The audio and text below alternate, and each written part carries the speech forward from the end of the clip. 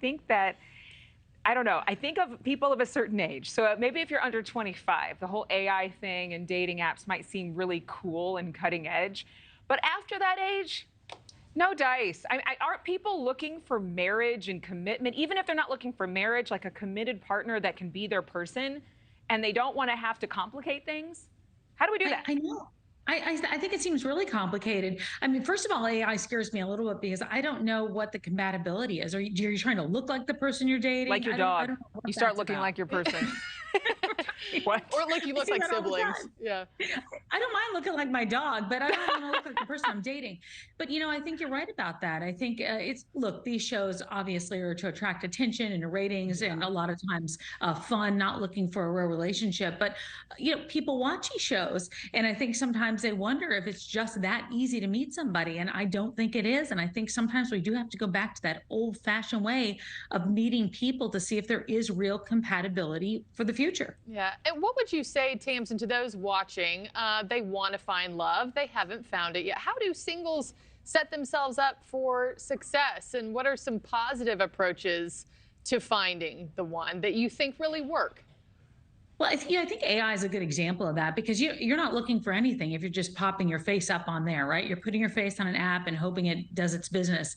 But I think that if you really are looking for somebody long term or just somebody to have some kind of commitment with that you want to share things with, you have to work on yourself a little bit, know who you are, what you're looking for, and what you're not willing to accept. Because oftentimes we meet somebody and then we kind of bend the rules a little bit because we don't really know who we are. So I think that's first and foremost, the most important thing you have to do. Well, I didn't know who I was until I was at least 35. So Me too.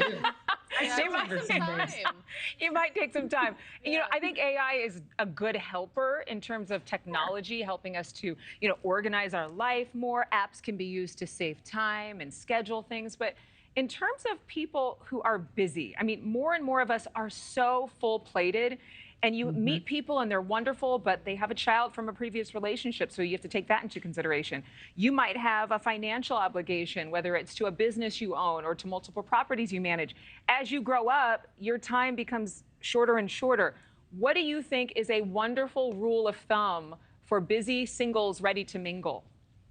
I think look all the time, wherever you are. I don't think it's look after hours, after I'm done working, I'm gonna, go find somebody. If you're on a lunch break at work and you're at a restaurant and something, be open to whatever you have going on all around you. I think oftentimes they think we have to put aside this many hours or this amount of time to be open.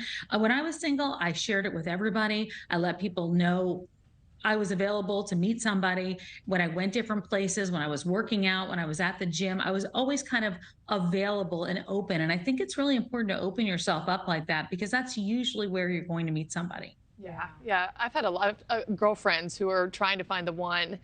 And they're saying, I'm not having any luck. I'm like, you have to treat it like a full-time job. I'm like, what do your days look like? And they say, I'm at the cubicle all day, and then I go home to the apartment. I'm like, you're not going to meet anybody that way. You're not going to keep anybody yourself out there that way either. Like, you have to make time to maintain a relationship once you do find Mr. or Mrs. Wonderful. You're so right. And you don't want to meet them at the cubicle, by the way. So. Yeah. No, thank you. No, ma'am, and no, sir, and no, thank you. Tamsen Fadal. Good to see you, lady. Thank you for watching. Go to newsnationnow.com to find News Nation on your television provider. And don't forget to click the red subscribe button below to get more of News Nation's fact-driven, unbiased coverage.